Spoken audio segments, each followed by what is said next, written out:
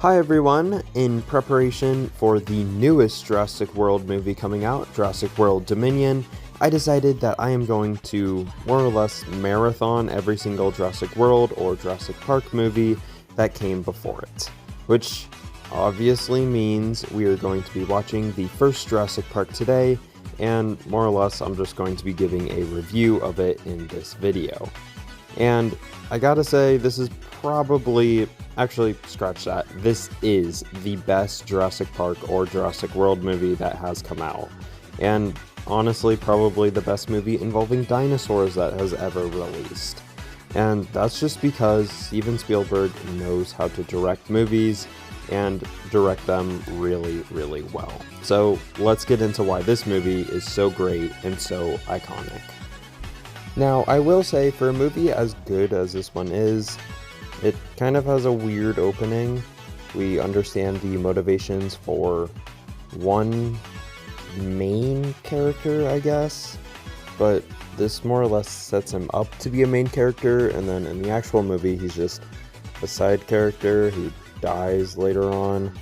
This is kind of a strange scene because I don't really understand its point other than showing, oh, dinosaurs are scary, but yeah.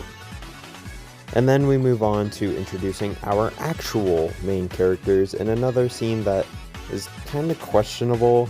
I love how this movie kind of starts off like maybe it will be sort of bad, and then after that it just explodes into, I don't know, great, awesome stuff. But at least the introduction does develop things later on in terms of character arcs that will be established in this film. A large character arc that I didn't even think about when it came to this movie until watching it, well, literally yesterday, was that Alan Grant at the start of this movie hates children completely, but by the end of this movie he's snuggled up with two of them on a flight back to America. This is something that I didn't think about, obviously, as a kid, but actually develops as a really good character arc for this film. However, another thing that I like right away about the introductory scene with Alan Grant is that at least we can see the character relationships starting to form with how he feels about everyone just in this opening scene, and later on with Ian Malcolm. I also love how when he's first introduced to Hammond, he absolutely despises him, which is kind of funny given that later in the film they're, well, I guess you can say enemies in some ways, but they also appreciate each other in different ones. It's kind of a weird relationship, and the opening scene of this movie isn't afraid to realize that right away. However, without a doubt, one of the best scenes in this movie is when we are first introduced to the dinosaurs, with the two really great and obviously iconic songs playing in the background, and just introduced to this entire world being established in front of us. On top of this is where we really get to see Steven Spielberg's attention to detail, which is something that I greatly appreciated in this movie. The effects of this movie are still in some ways relatively simple, given that this is from the 1990s. However, his attention to detail just comes in the small interactions, whether it be with objects or characters.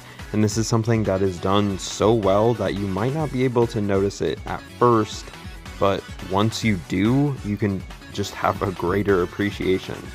Obviously, one of the most, I guess, obvious examples of this is anytime there is water involved and a T-Rex around, as there is going to be water effects that symbolize this, and there are just small things like this that are shown all throughout. But of course, the best part of this movie, and of any movie that I would consider iconic, is the music. There it is.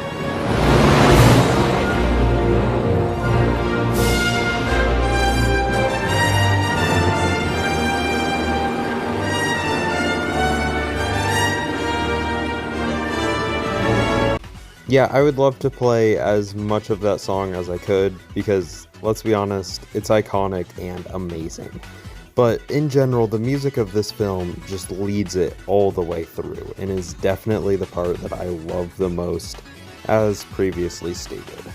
However, the interactions just keep going, and as the story progresses, I realize that it doesn't really have a lot of plot holes.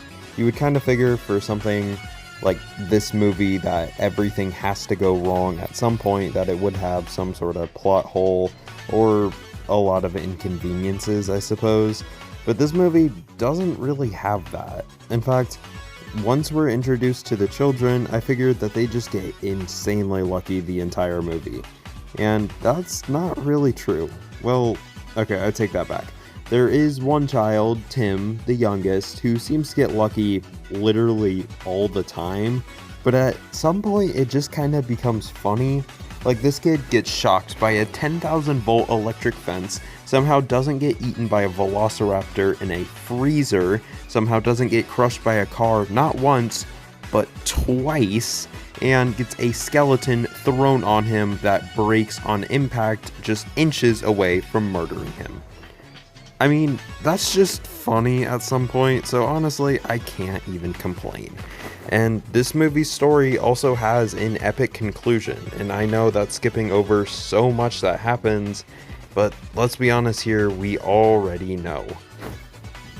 And that epic conclusion just kind of permeates through the facts of how good this movie is, with the T-Rex coming in to save the day despite being the force of nature that it's seen to be throughout the film.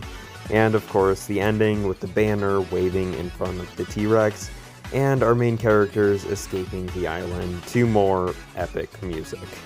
This movie honestly didn't need a sequel, but it was good enough and iconic enough to where people demanded one. Jurassic Park is just so good. And while the later movies never really capitalized on how good this one was, I can still appreciate it for everything it did correctly, and is why I'm going to give my first ever 9 out of 10.